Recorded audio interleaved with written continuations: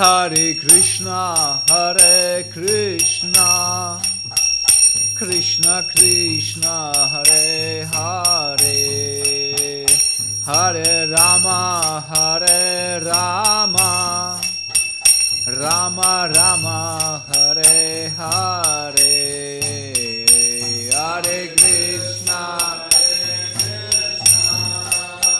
Krishna Krishna, Hare Hare, Hare Rama, Rama Rama, Hare Hare, Hare Krishna, Krishna Krishna, Hare Hare, Hare Rama, Rama Rama, Hare Hare, Hare Krishna, Krishna Krishna, Hare Hare, Hare Rama, Rama Rama, Hare Hare, Jaya Radha Mara Mohan, Radha Mara Mohan, Radha Mara Mohan, Shri Radhe.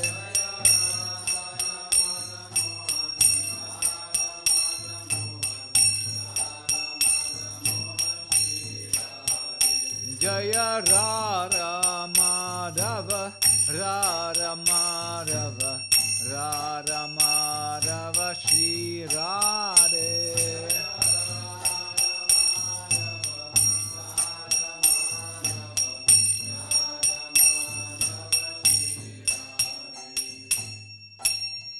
Jai Jai Shishi Radha Madhava Ki Jai, Shishi Pralat Lakshmi Singhadev Ki Jai, Srila Prabhupada Ki Jai, Nitai Gaur Premanandi Hari Hari Bol. Om Namo Bhagavate Vasudevaya. Om Namo Bhagavate Vasudevaya. Om Namo Bhagavate Vasudevaya. Jaya Jaya Sri Chaitanya Jaya Nityananda. Jaya Dvaita Chanda Jaya Gaura Bhakta Vrinda. Jaya Jaya Sri Chaitanya Jaya Nityananda. Jaya Dvaita Chanda Jaya Gaura Bhakta Vrinda. Jaya Jaya Sri Chaitanya Jaya Nityananda. Jaya Dvaita Chanda Jaya Gaura Bhakta Vrinda.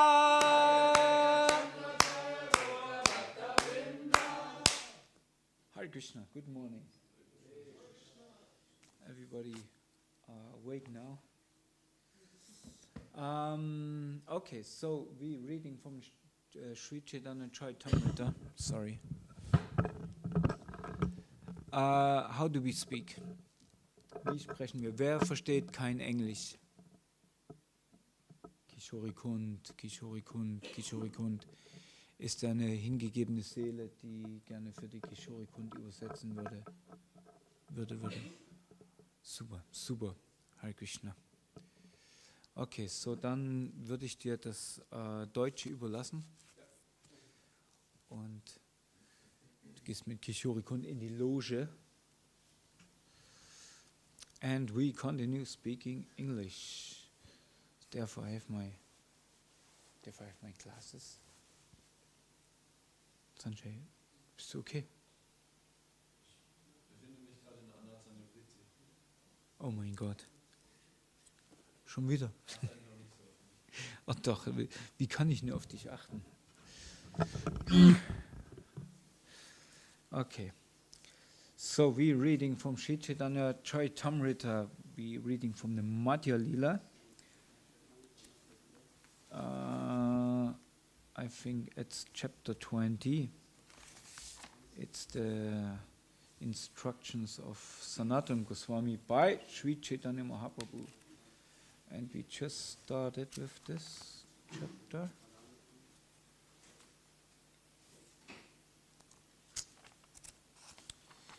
Yes, so as I was informed, our dear Munindra Gan Prabhu started to read last time, and we continue from verse 4. Patripana sanatana anandila haila. Patripana sanatana anandila haila. Yavan raksha pasha kahite lakila. Ravana rakshaka pasha kahita lagila. Bhatripana sanatana anandita haila. Yavana rakshaka pasha kahita lagila. Who else?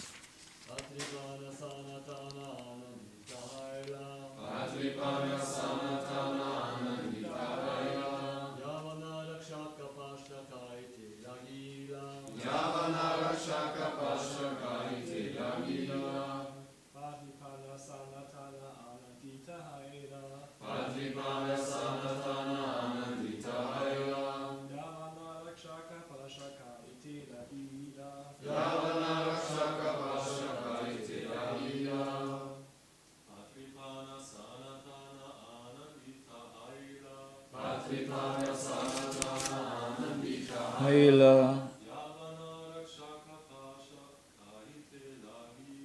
Yavana rakshada basha kahida lagila.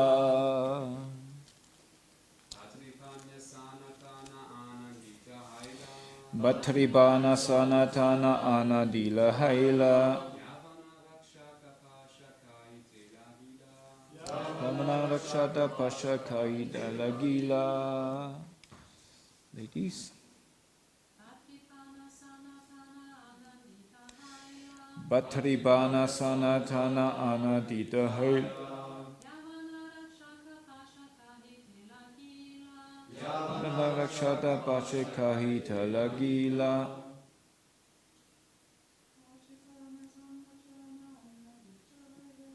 Bhatripana sanatana anadita haila.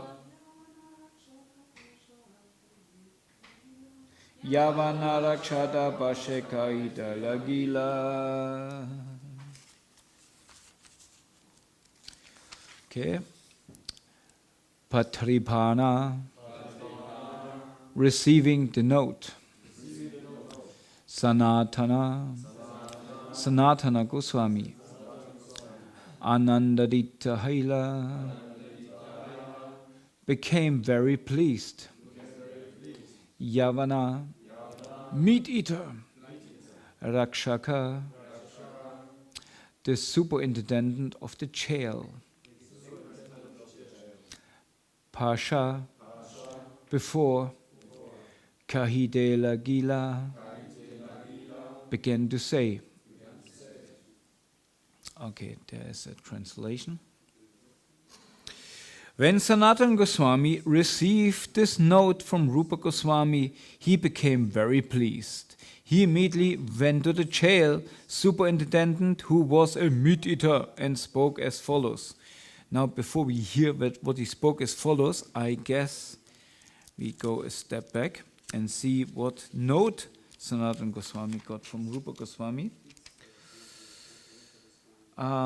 This is actually in the last section where Rupa Goswami basically tells Sanatana Goswami that he should come to Vrindavan to meet the Lord there, or to meet his brother also there, and Rupa Goswami. And who else?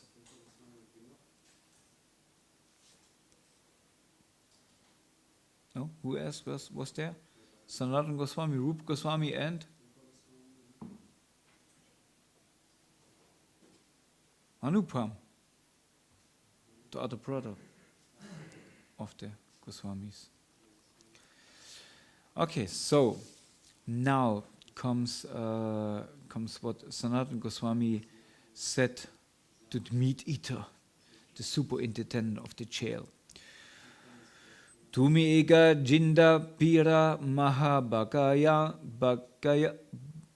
bakyavan kedaba korana shatre acha tumara kyan.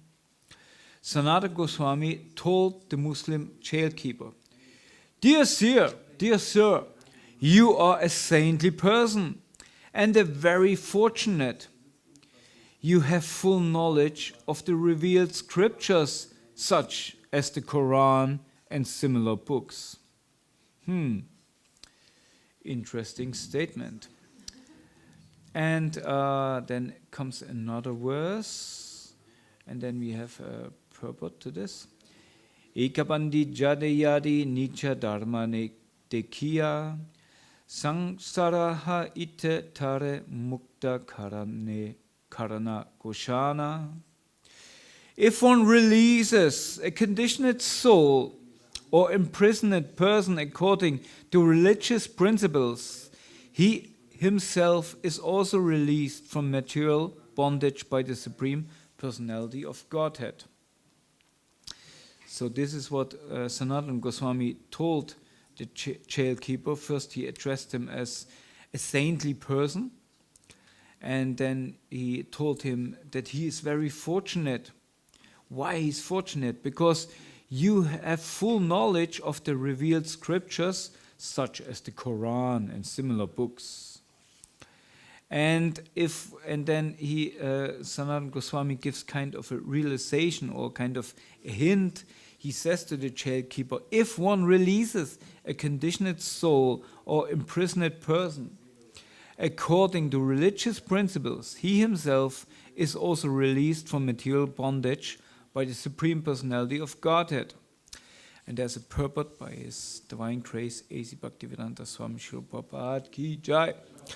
It appears from this statement that Sanatana Goswami, who was formerly a minister of the Nawab, was trying to cheat the Muslim superintendent. A jail superintendent had only an ordinary education or practically no education. And he was certainly not supposed to be very advanced in spiritual knowledge. But just to satisfy him, Sanatana Goswami praised him as a very learned scholar of the scriptures. The jailkeeper could not deny that he was a learned scholar, because when one is elevated to an exalted position, one thinks oneself fit for that position.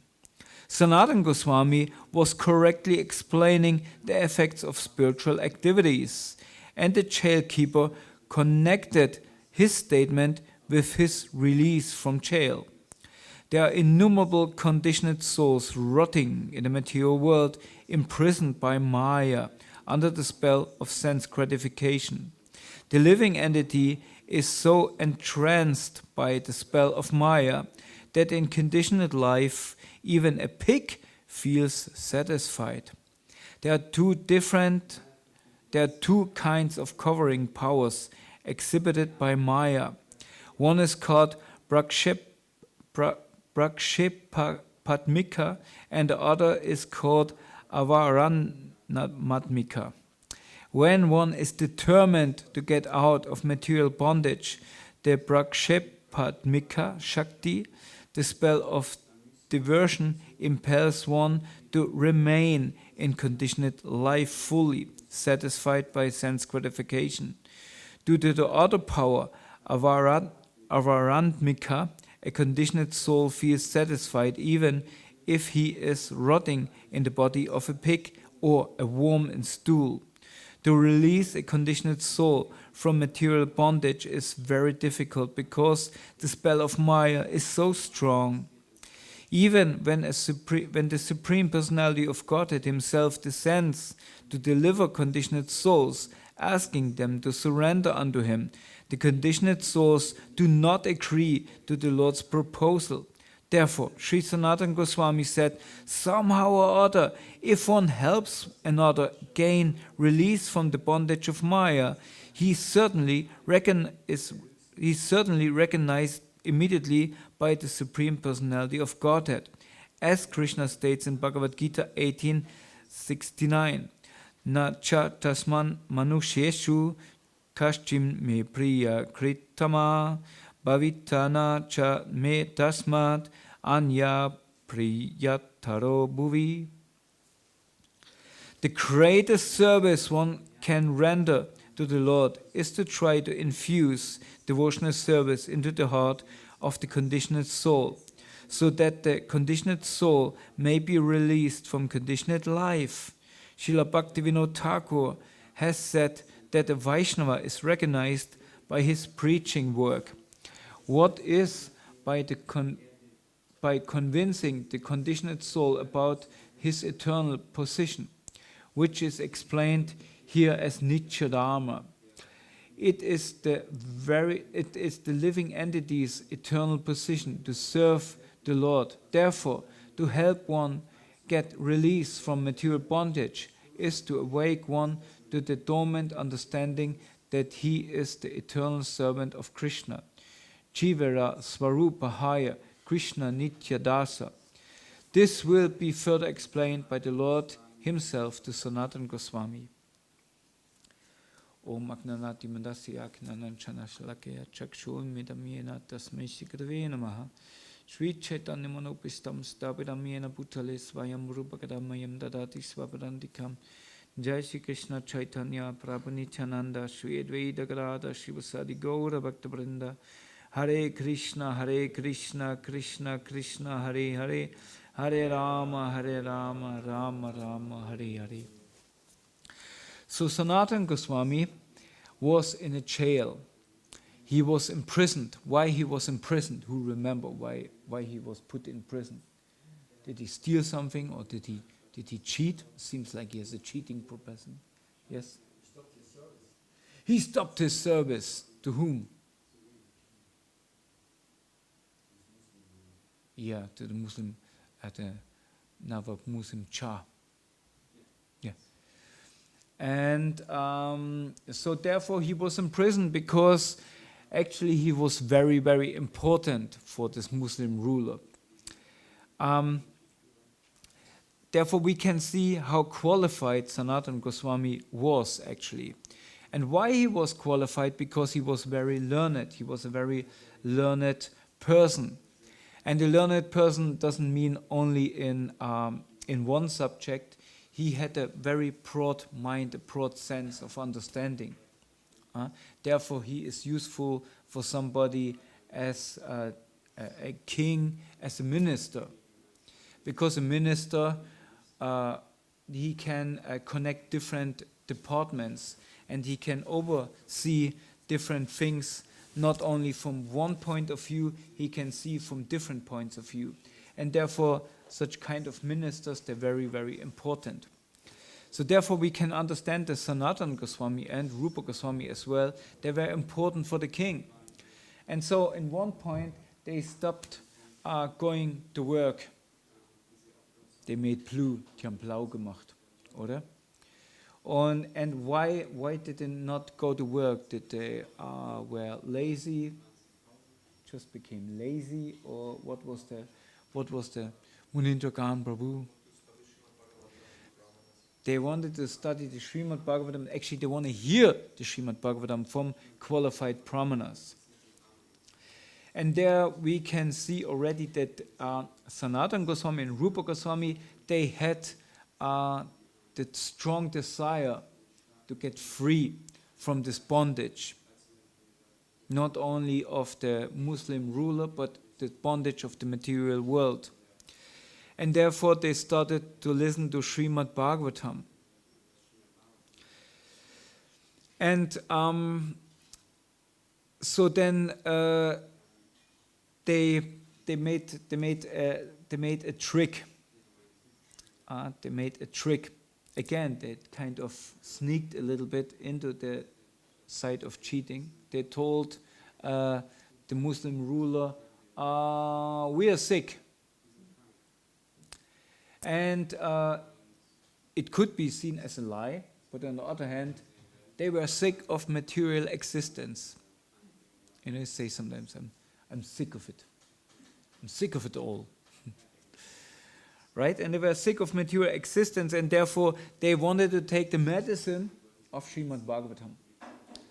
And so they were staying at home, and they were studying the Srimad Bhagavatam. But the Muslim king said, wait a second, I have to do my business. What business wanted he to do? He wanted to go to war. And I think he even want to attack Orissa or something like this, some province there he want to attack. So this was his business, and said, I need my ministers because they have a broad understanding, and they needed to tell me what's good and what is not good. I go to war. It's not only that we and then we then one tries or beats everybody down. No, war means actually one makes an attempt to attack, and then first of all comes the diplomacy. Where it is how you say.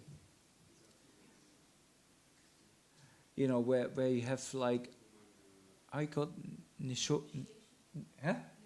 negotiation. Yes, I didn't come on the word negotiation. We have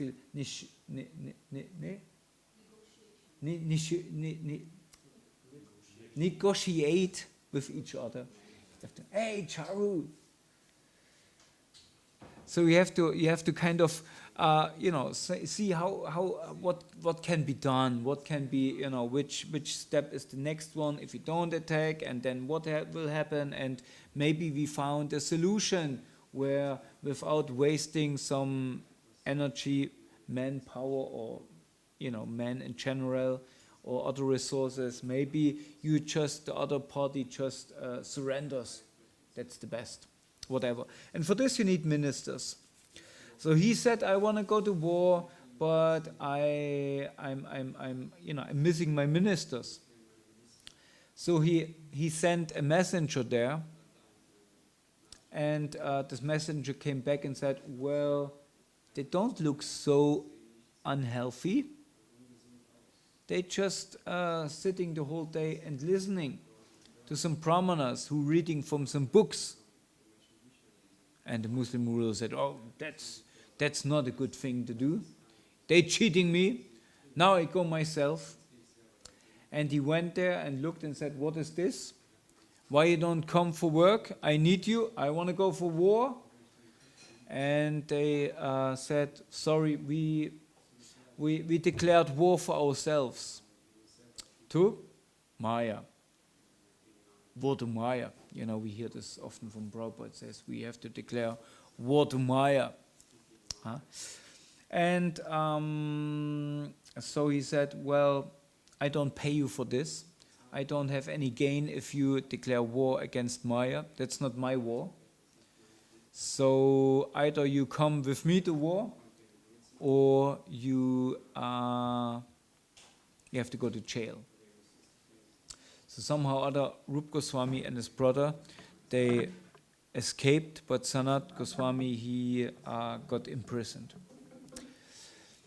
And the Muslim ruler thought, well, Jai Jai Shishi Palat Lakshmi Shingadev Ki Jai. If I put Sanatan Goswami to prison, then for sure Rupa Goswami and Sanatan Goswami, they will come to their senses and start working for me again.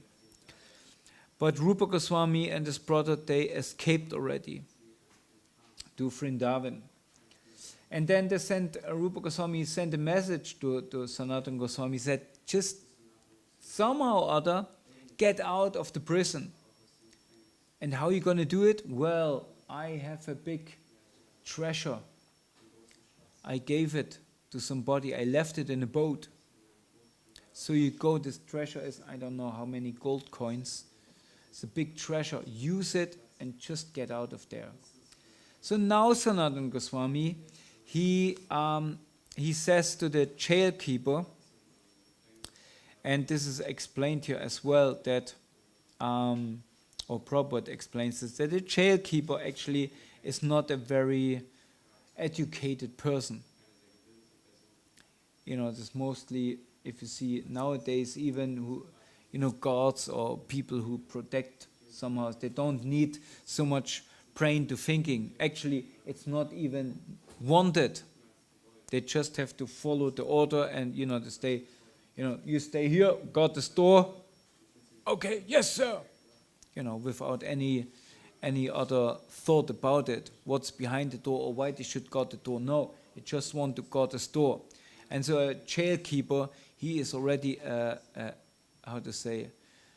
improved doorkeeper. He keeps care of so many doors, and behind the doors are the prisoners.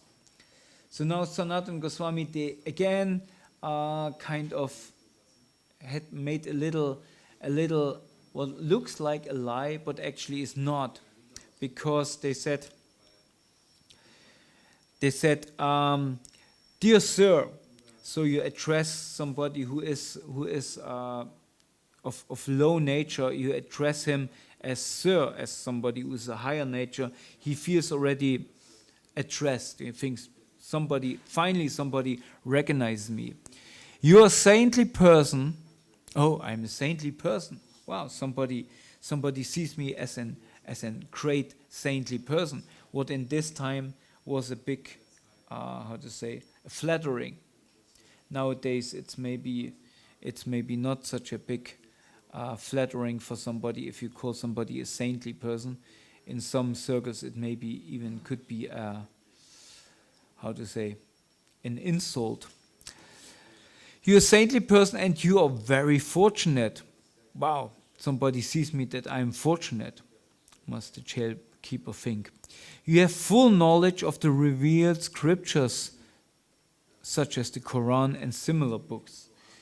So similar books could be, books who are kind of on a level as the Quran. There are many supplementary books who explain the Quran as well. I'm not expert in this science. But he addressed him basically as a big scholar, as a learned man. And then so that's a little bit of flattery. And he said in some cases it's good, or it's even allowed if you tell sort of a lie. For example, a Vaishya, he is allowed to lie, I think 42 times a day. Yes, it says somewhere. Why? Because Vaishyas naturally, they have to bend, let's say, they have to bend the truth. Very best quality. Huh? Yeah, no, I don't make any profit of this. I have starving children at home. No? My wife, nothing to eat. You ruin me, but take it anyway. Nobody would say this if he would really be ruined. Give me whatever you want, but you ruin me. If I would be ruined, I would not sell it. Right? So this kind of bending the truth a little bit to make things more nice.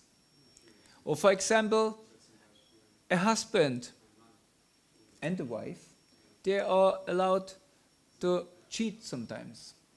Not like cheating to kind of go with other partner or something like that. But, sometimes if your wife or your husband, what most the women who ask, do you look pretty? So what the husband's supposed to say? Short looking at each other. Of course you have to say, yes, you look super amazing, beautiful. Because if you say sometimes what you really think, your day is ruined, isn't it? You're in trouble.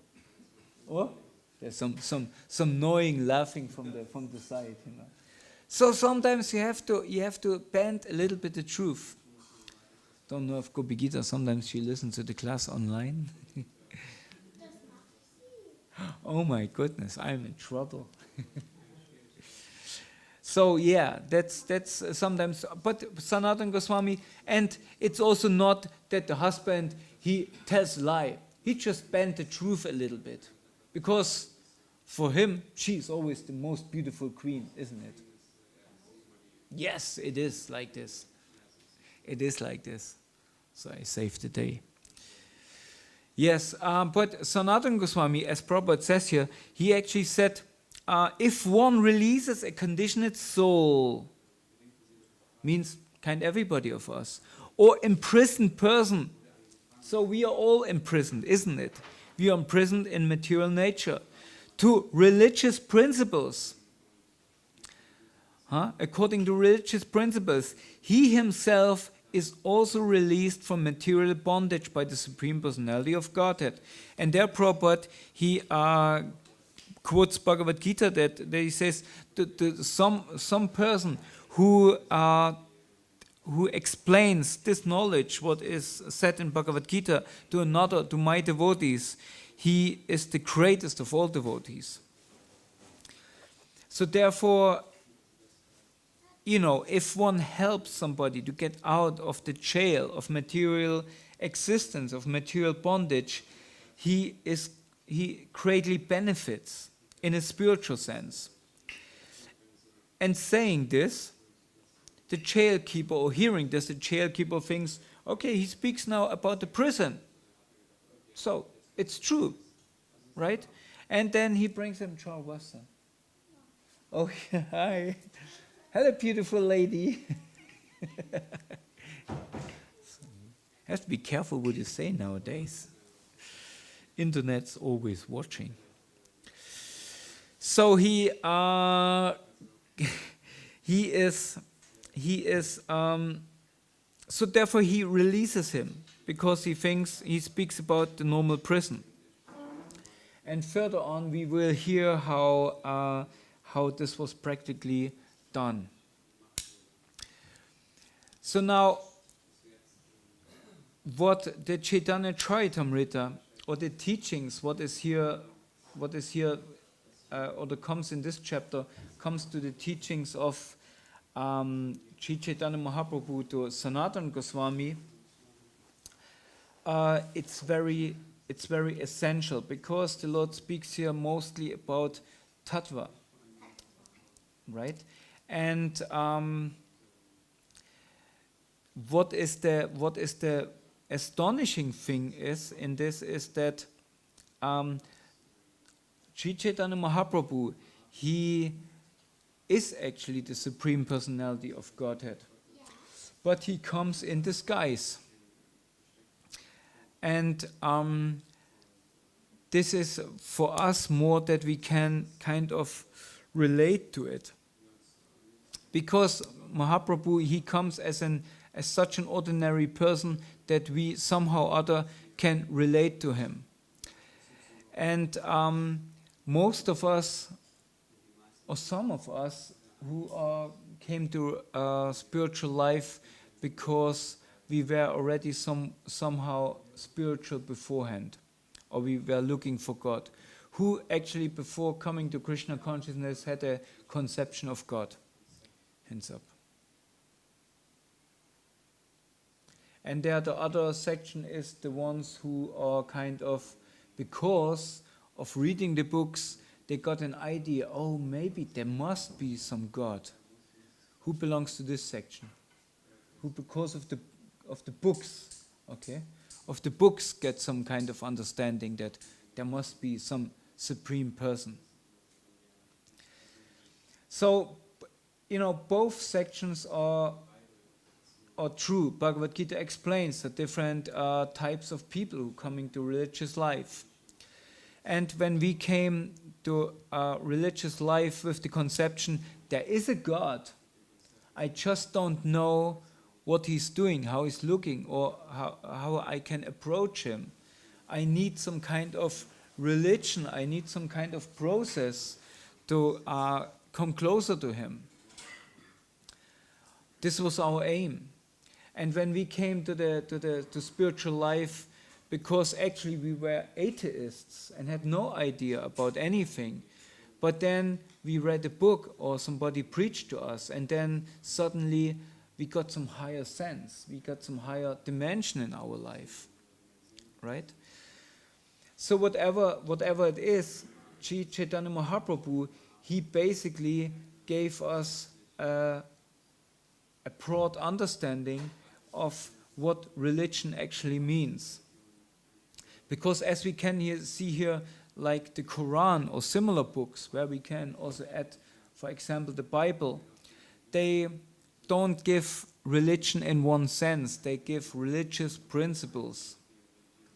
Right? If we are coming from the Christian point of view, the 10 Commandments, they are kind of religious guidelines. They're not a religion, because it doesn't tell you much about how you should approach the Lord, how you live, or how you really. There's not really a connection. It's a way of religious principle, what helps you to live a religious life. You know, you should not steal. Yes, you should not take your neighbor's wife. You should not tell a lie, or what? Who knows about the 10 Commandments? Somebody? No. So there's sub-religious principles.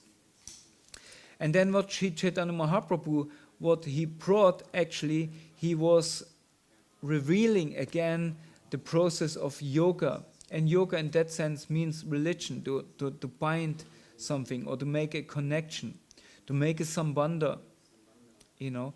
And to give the sambandha Gyan that actually we are eternal servants of the Lord. We are here to serve. And other religions, they don't make this so clear. They don't make this they don't give us this understanding, they don't give us this sambandha,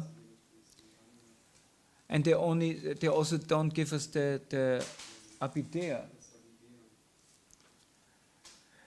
And in this way, there is also no prayojana. There's only like, okay, what you gain out if you follow, for example, the Bible.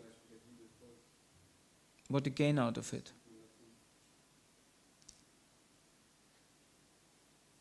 No idea, or okay.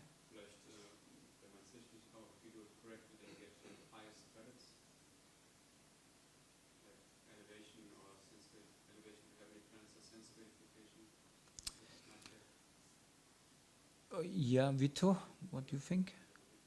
We hear about some advices how to act properly in this world and how to behave with our here. No, but what is the goal? Attain love for God and the love for the others. Really, this says the Bible? I don't know. I'm just asking. Somebody has some idea.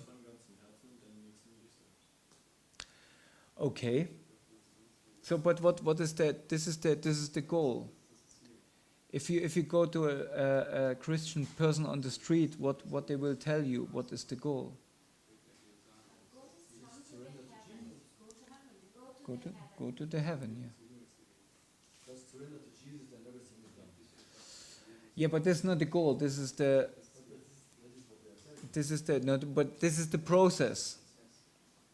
This would be abhideya. I mean, you could say in Bhagavatam there's also liberation, there's love of God, there's attaining Vaikuntha.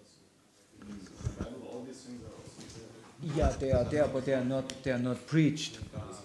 And even if they are there, they're not preached or pointed out. If you know in normal religious circles, is this are you raising hand? Okay, Mundendovat. They often telling when we speak with them that das Kingdom or eternal kingdom should come to the earth. Also das Königreich Gottes soll hier.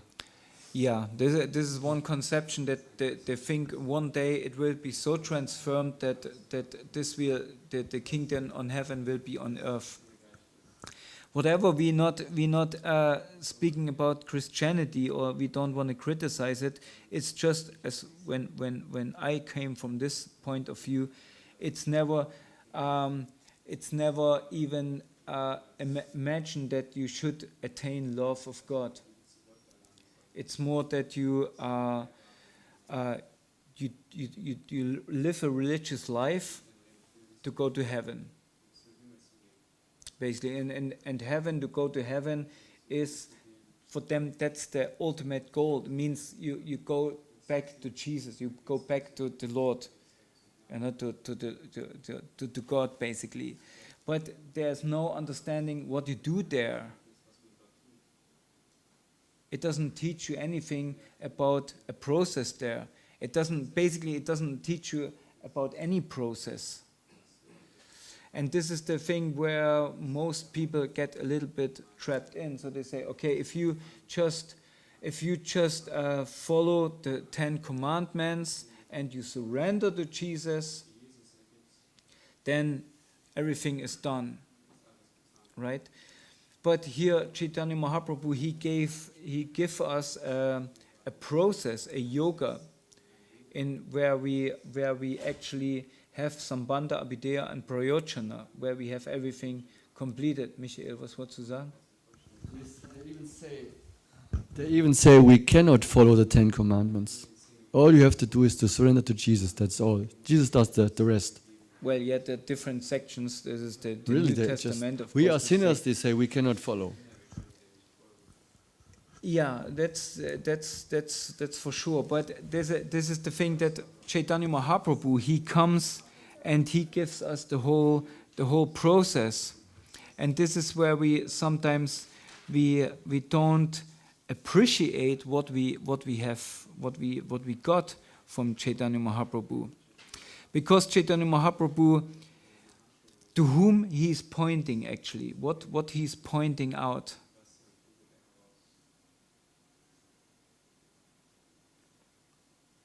He points out, okay, yes, to Krishna. He points out to Krishna. He doesn't say, you surrender to me.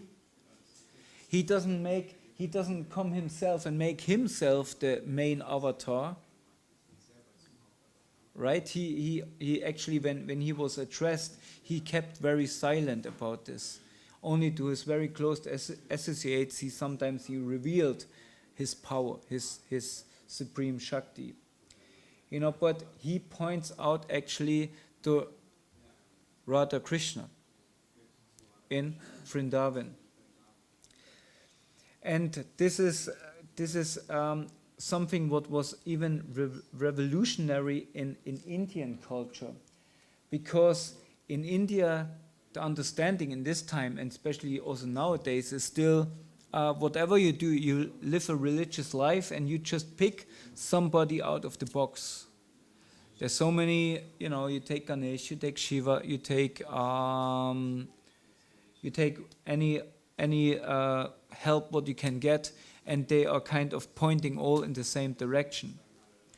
But Chaitanya Mahaprabhu, he gave us the understanding that this is just the beginning, this is just where you start, because you don't aim at the goal of it. For example, if you think you gain something out of it, if you approach a minister of the government, this minister can help you in some way, but in the end, this minister also has to lead you to the supreme head of the government, to the president.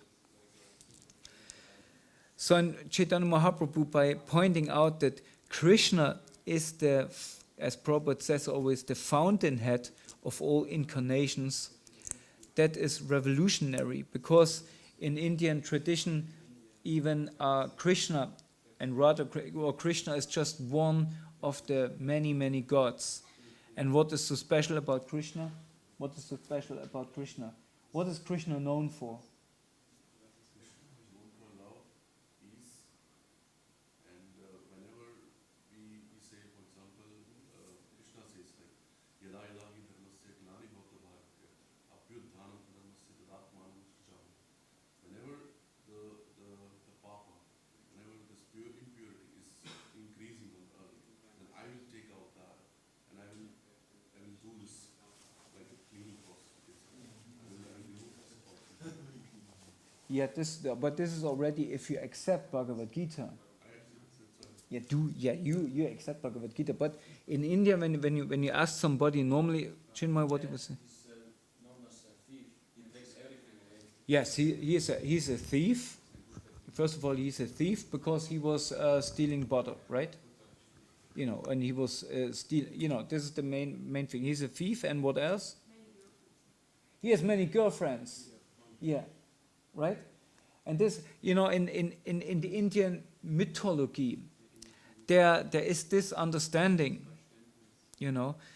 But actually, as you say, if you understand that Krishna spoke Bhagavad Gita, and that that this is the main principle, that he comes actually to set religious principle straight again, then you understand that this is the supremacy of Krishna.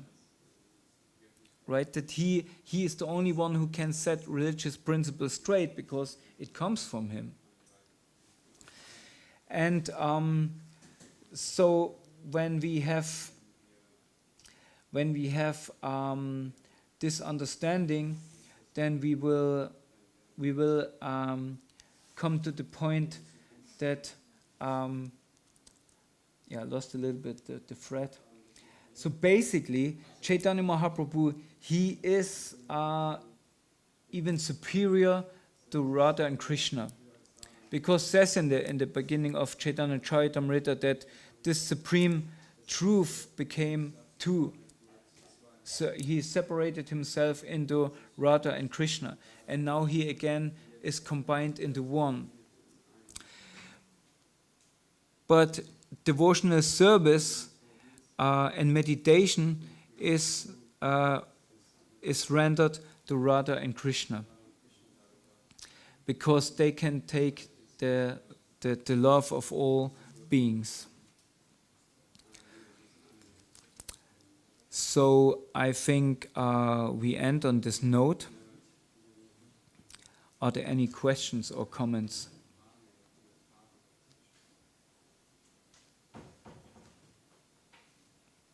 It's not so easy to come back from 0 to 100 in temple life and give a class out of this.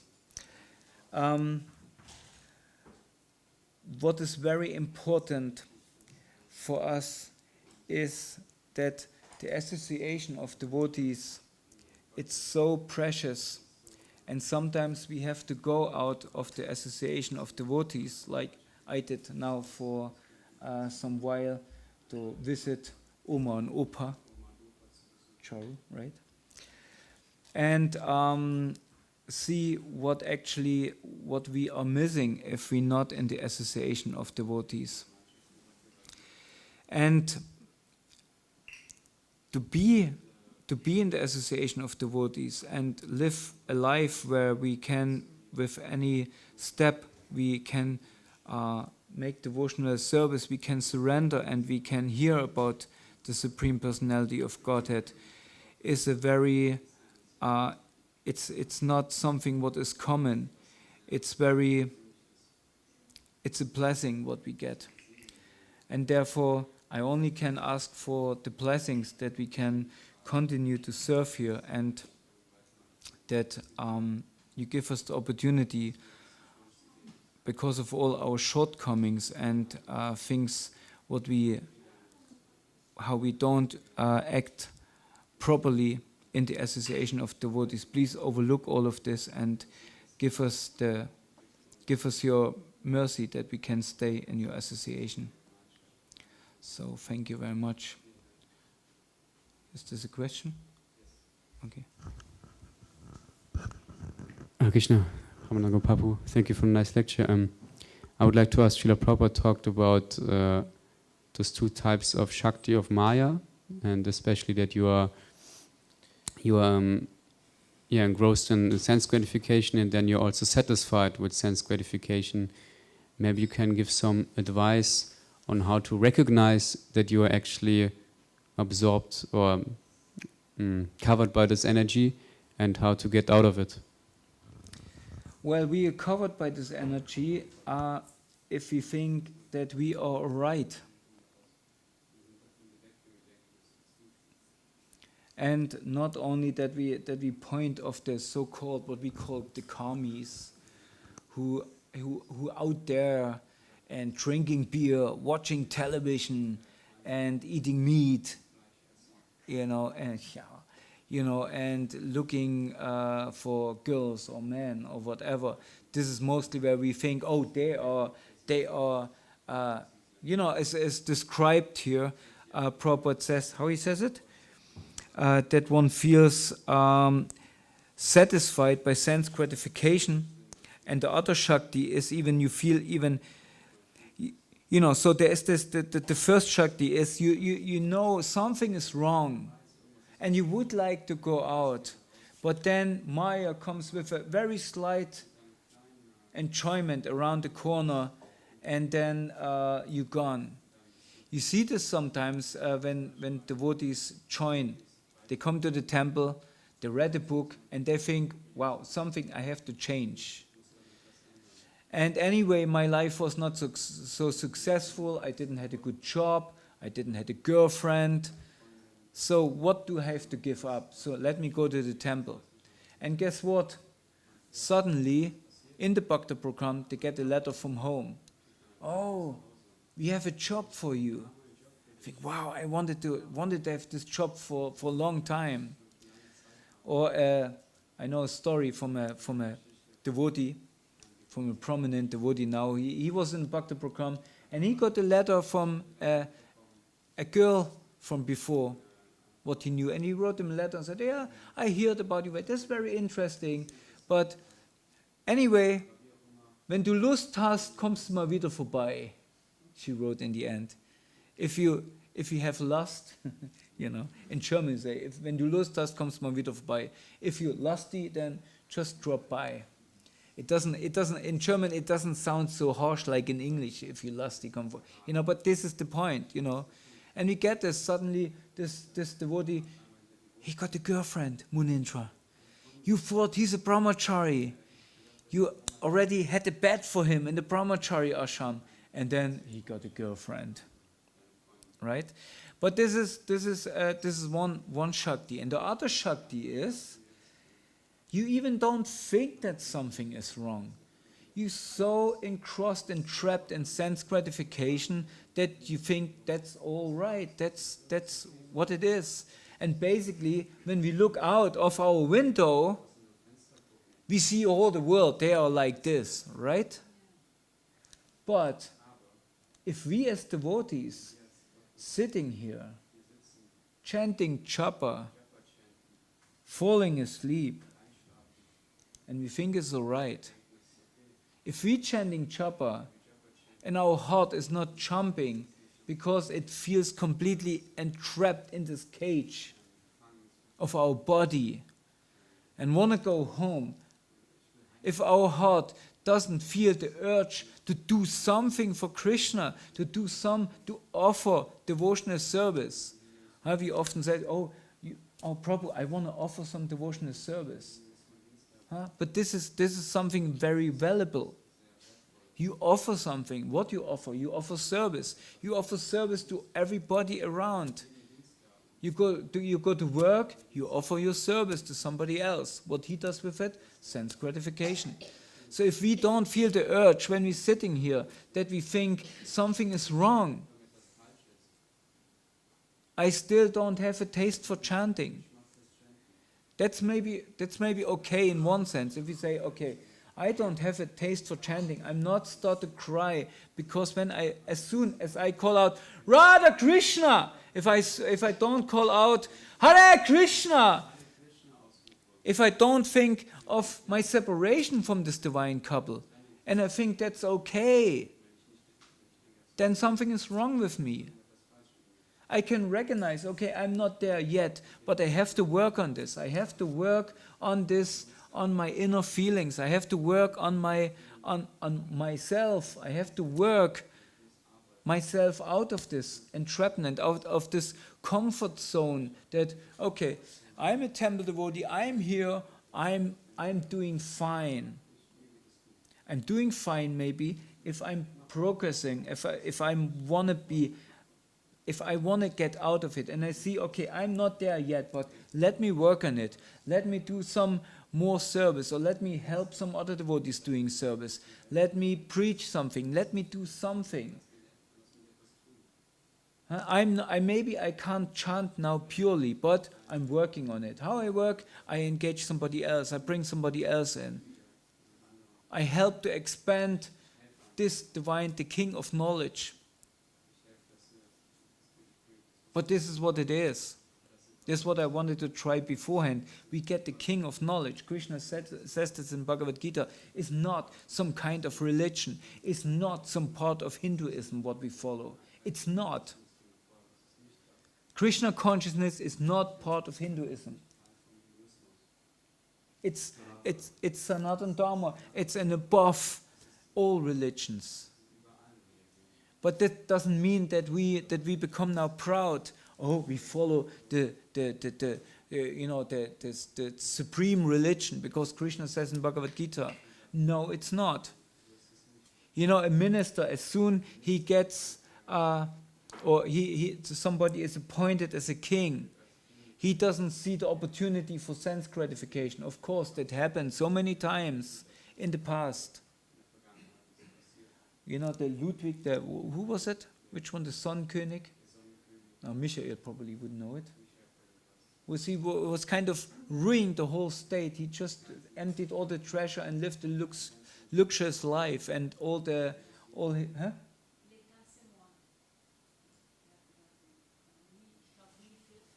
Hier kann sein, ja.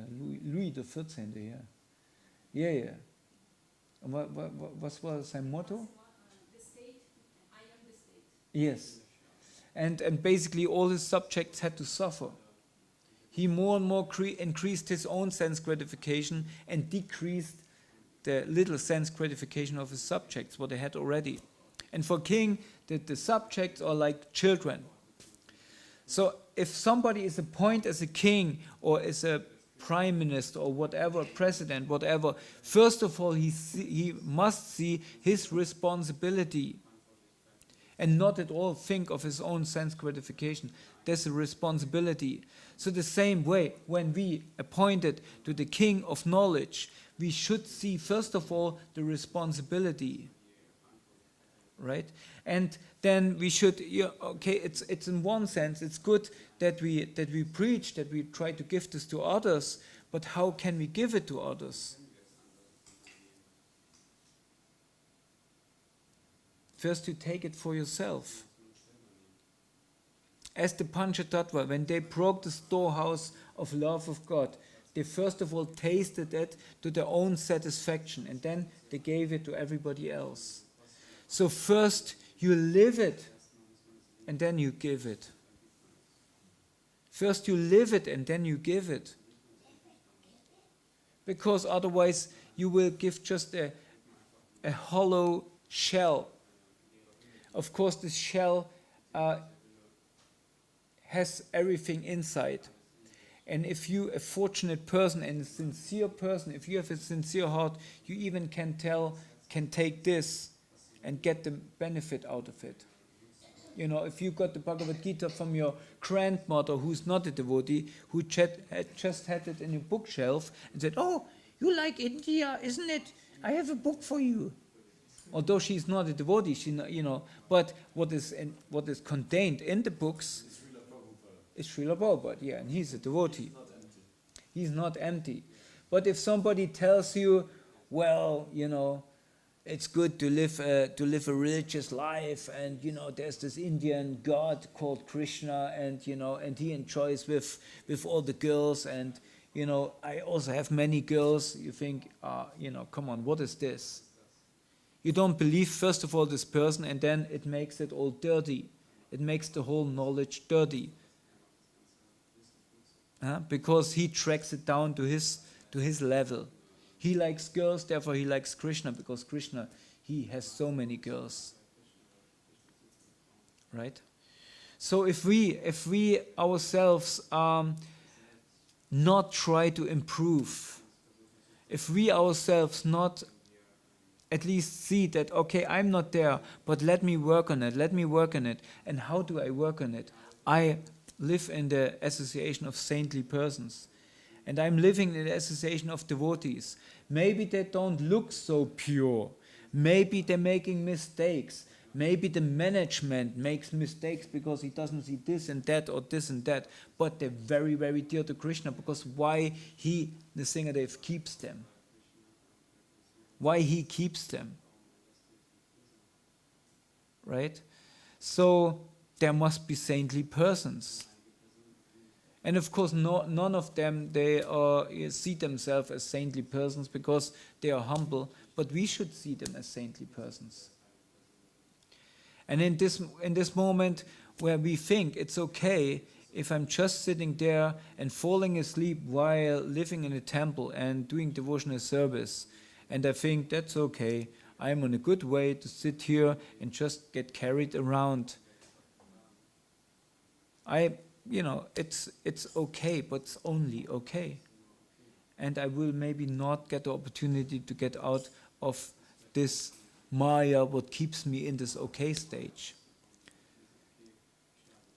So, and this is the answer to your question. What I guess is, we devotees, we also somehow entrapped in our devotee Maya. You know what I mean? So in this we have to break free of this. We have to cultivate the intense desire that I want to get out of here. I don't belong here. What am I doing here? What I'm doing here in this black cold hole called universe.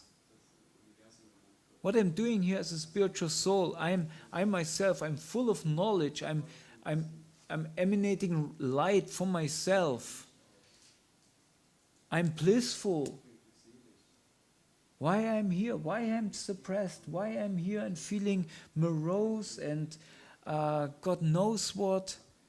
I'm thinking, oh, this person is gone. He died. Oh, and I'm now also dying. Yes, everybody's dying here. Let's get out of here.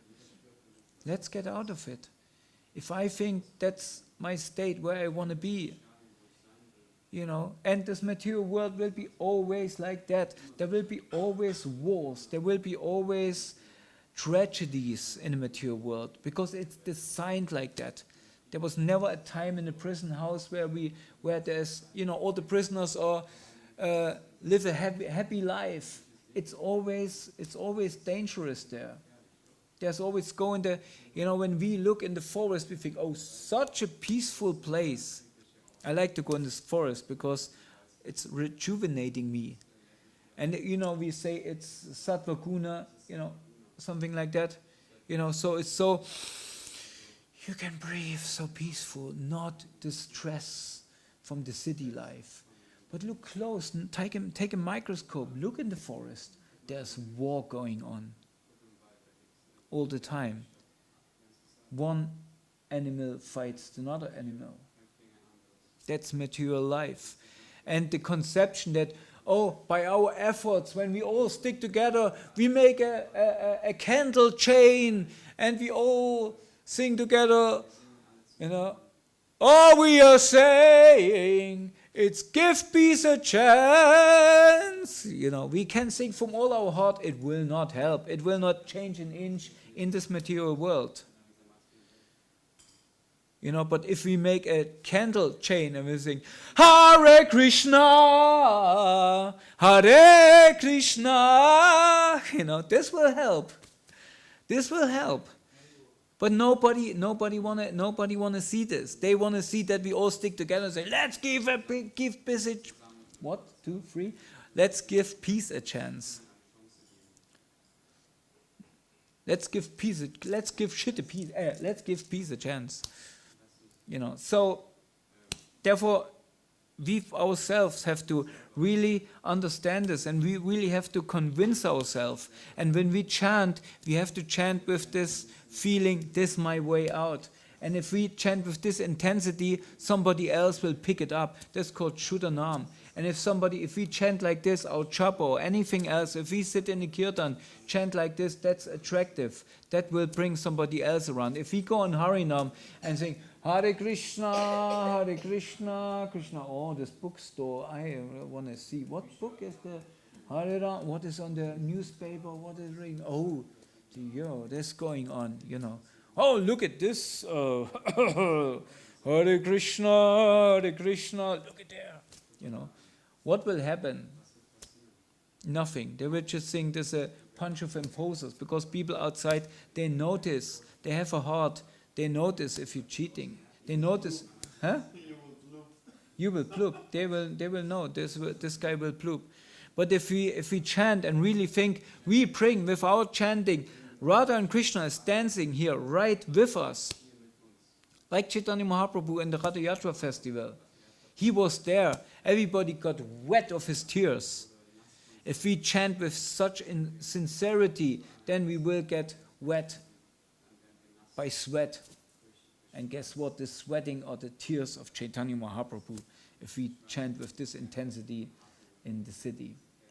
And this is attractive because it's like an alarm.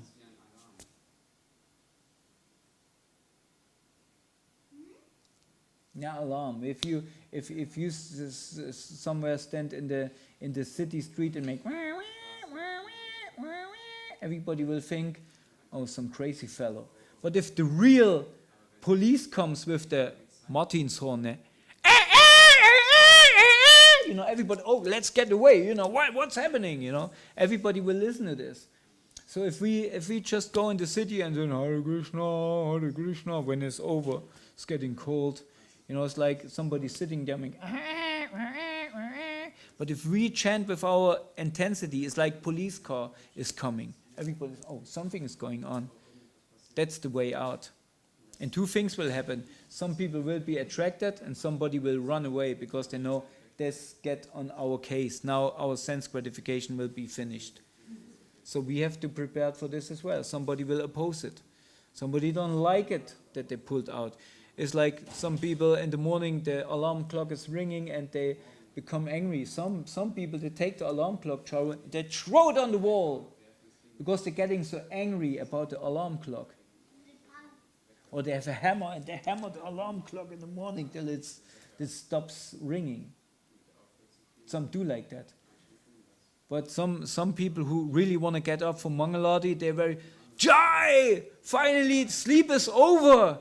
Finally, I can take a cold shower. Yes. And finally, I can go to the temple for Mangaladi. Haribol! So if we wake up like this, then we on a good way out, Sanjay. I hope this answers your question. Sorry for... But I needed some kind of kick out of my, I don't know, I was a little bit trapped here in my stuff. Anything else? So thank you for this question. Munindra? You had something? No. So thank you very much, everybody, for just being here and tolerating me. It's so good to be back. It's so good to be amongst you. You so valuable people. Dean has a little bit this face today, but I was so happy to when I saw you still here around and doing your service. So happy Chinmoy is here. For me, it's so good when I know the altar on the Singadev is in good hands. I really appreciate.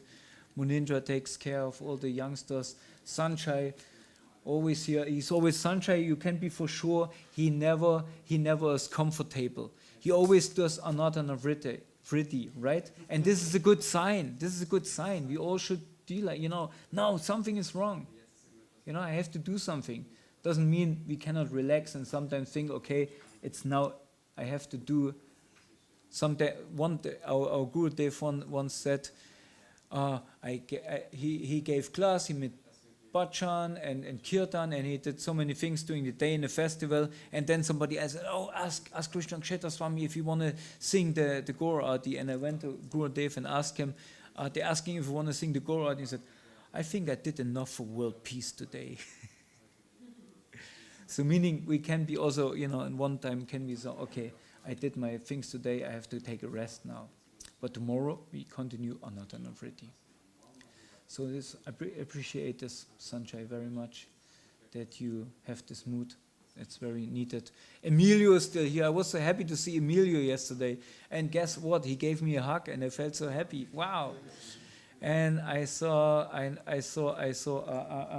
Supal.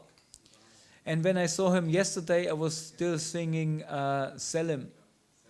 And then somebody said, "Oh, Supal." And I said, "Yeah, right, he got initiation." So nice. And Krishorikun still making garlands and reminding me that the flower ladies, where they are? No, not here. They're responsible also for the vases. The flower ladies who make garlands for the Lord, they're responsible for the vases as well. That the Lord has fresh vases. I should tell this anyway. So thank you very much. Sorry for going over time. Hare Krishna. Tejas is here. Tejas is so, über Tejas müssen wir irgendwann ein Buch schreiben, oder? We have to write a book about Tejas sometime. Maybe sometime somebody will write a book about Tejas. The one who came with his mother, she left him at the temple. Tejas didn't know really what he should do here. He always looked a little bit lost, but more and more he looks like a devotee, right? He knows what he's doing here.